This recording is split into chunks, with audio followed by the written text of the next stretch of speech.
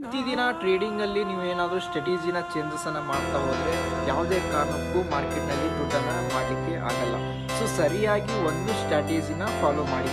So ನಾನು ಯಾವ ರೀತಿ ಒಂದು ಸ್ಟ್ರಾಟಜಿನ ಅಪ್ಲೈ ಮಾಡ್ತಿದ್ದೀನಿ ಅಂತಂದರೆ, ಸೊ ಸರಿಯಾಗಿ ಮಾರ್ಕೆಟ್ ಯಾವ ಲೆವೆಲ್ದಲ್ಲಿದೆ ಮೊದಲು ನೋಡಬೇಕಾಗುತ್ತೆ. ಮಾರ್ಕೆಟ್ ಯಾವ ಕಂಡೀಷನ್ನಲ್ಲಿದೆ ಅಂತೇಳಿ ಅಬ್ಸರ್ವೇಷನ್ ಮಾಡಬೇಕಾಗುತ್ತೆ.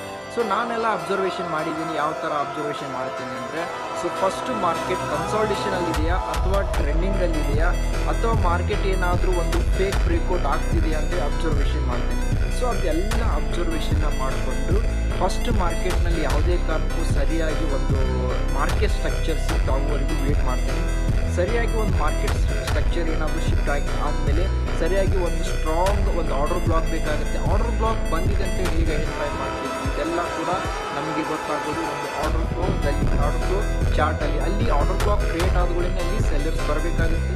ಸೆಲ್ಲರ್ ಪಾರ್ಟಿಸಿಪೇಷನ್ ಸ್ಟ್ರಾಂಗ್ ಇದ್ದಾಗ ಮಾತ್ರ ನಾವು ಸೆಲ್ಲಿಂಗ್ ಕಡೆ ಪ್ಲ್ಯಾನ್ ಮಾಡಬೇಕಾಗುತ್ತೆ. ಸೊ ಇಲ್ಲಿ ಹೆಂಗೆ ನಾವು ಐಡೆಂಟಿಫೈ ಮಾಡ್ತೀವಿ ಅಂತಂದರೆ, ಒಂದು ಸೈಡ್ ವೇಸ್ ಆ್ಯಕ್ಟಿವಿಟಿಯಲ್ಲಿ ಏನಾಗ್ತಾ ಇರುತ್ತೆ ಅಂದರೆ, ಬೈಯರ್ಸು ಅಬ್ಸಾರ್ಪ್ಷನ್ ಅಂತ ಹೇಳ್ತೀವಿ. ಸೈಡ್ ವೇಸ್ ಆ್ಯಕ್ಟಿವಿಟಿ ಆದಮೇಲೆ ಪೀಕಲ್ಲಿ ಮಾರ್ಕೆಟ್ ಹೋಗುತ್ತೆ.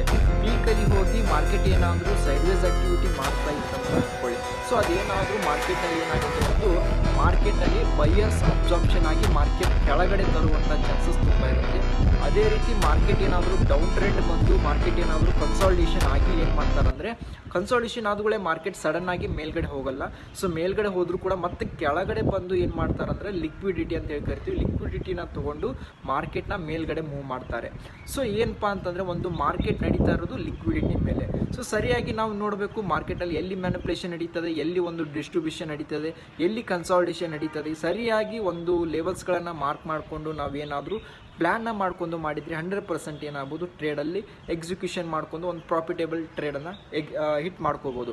ಸೊ ಈ ಥರ ನಾವು ಒಂದು ಎಜುಕೇಷನ್ ಪರ್ಪಸ್ ಅಂತೇಳಿ ಕೆಲವೊಂದಿಷ್ಟೆಲ್ಲ ಇನ್ಫಾರ್ಮೇಷನ್ಗಳನ್ನು ಕೊಡ್ತಾ ಇರ್ತೀವಿ. ಇದೇ ಥರ ನಮ್ಮ ಚಾನಲ್ನ ಫಾಲೋ ಮಾಡಿ, ಸಬ್ಸ್ಕ್ರೈಬ್ ಮಾಡಿ, ಶೇರ್ ಮಾಡಿ.